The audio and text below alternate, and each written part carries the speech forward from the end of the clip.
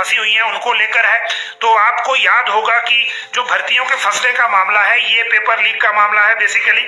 और paper leak जो हुआ था हमीरपुर कर्मचारी चयन आयोग में, उसके बाद 26 दिसंबर को जो है वो 26 दिसंबर को ये जो हमीरपुर कर्मचारी चयन आयोग है उसको सस्पेंड कर दिया गया था। और इस सस्पेंशन के बाद जो आगे चीजें थी वो as it is stand still हो गई हैं। खासकर जहां तक वो जो भर्तियां चल रही थी वो भी जो नई होनी थी वो भी सब स्टैंड स्टिल हो गया है। और इसीलिए जहां जांच चल रही है वो मसला सेपरेट है, चाहे वो जीओआईटी का मैटर हो चाहे किसी और मसले का मैटर हो। लेकिन सबसे बड़ी चिंता की बात वो है कि जिन मामलों में अभी भी जो भर्ती प्रोसेस है वो एक तरह से जो एडवांस स्टेज पे था और एडवांस स्टेज पे होने के बावजूद उस प्रक्रिया को रोक दिया गया। इसीलिए हमने, क्योंकि राज्य सरकार ने विजिलेंस ब्यूरो की इंक्वायरी के साथ साथ जो इंक्वायरी चल रही थी उसके साथ साथ एक एडमिनिस्ट्रेटिव ऑर्डर किया था। और इस एडमिनिस्ट्रेटिव ऑर्डर के अनुसार जो 3 मैंडेट दिए गए थे, जो सेक्रेटरी एजुकेशन अभिषेक जैन को ये इंक्वायरी दी गई थी और उनको पहला मैंडेट ये दिया गया था कि आप इंक्वायरी करें कि हम जो कर्मचारी चयन आयोग है उसकी फंक्शनिंग में क्या दिक्कत है।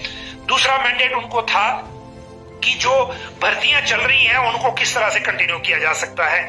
और तीसरा मैंडेट था कि भर्ती प्रक्रिया में ऐसी क्या सिफारिश हो सकती है जिससे जो प्रक्रिया है वो पेपर लीक की तरफ को दोबारा ना जाए और फुल प्रूफ मैकेनिज्म हो। ये 3 मैंडेट इनको दिए गए थे। इन्होंने अपने साथ कार्मिक विभाग और आईटी विभाग को आपस में एंगेज किया। 15 दिन का इनको टाइम दिया गया था। आज 16 तारीख को इनको रिपोर्ट देनी थी, रिपोर्ट बन गई है। मुख्य सचिव को अभी गई नहीं है। मुख्य सचिव को देते ही इसके बाद मुख्यमंत्री इस पे फाइनल डिसीजन लेंगे कि हमीरपुर कर्मचारी चयन आयोग को कैसे बहाल करना है या नहीं करना है या उनकी भर्तियां किसी और को देनी है।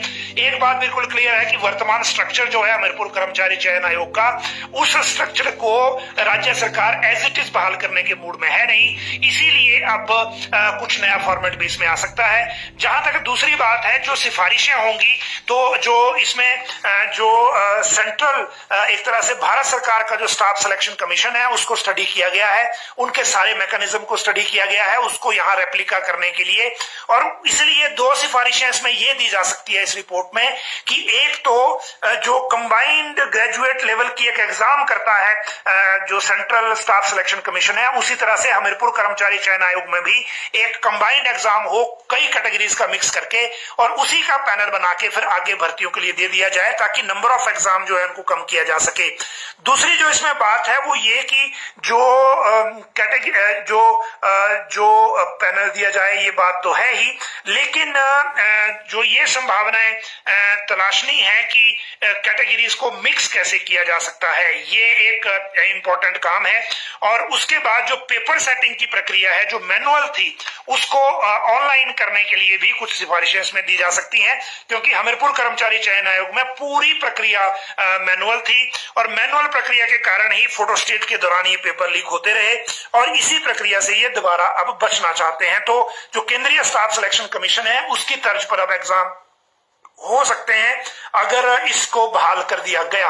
अगर बहाल नहीं किया तो फिर बात अलग है, लेकिन उसके बारे में अभी चीजें सेटल होनी है।